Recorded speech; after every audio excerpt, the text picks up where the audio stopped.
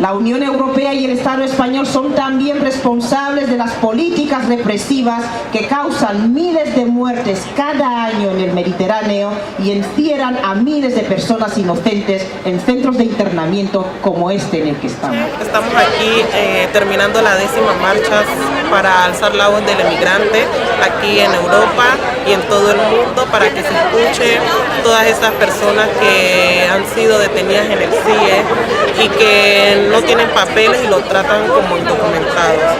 Quiero darle a conocer que ninguna persona es ilegal, por eso estamos aquí con la Asociación de Valencia Acoge, dándole a conocer a todas las personas que por favor nos apoyen y nos ayuden, que hay muchos emigrantes que estamos desamparados.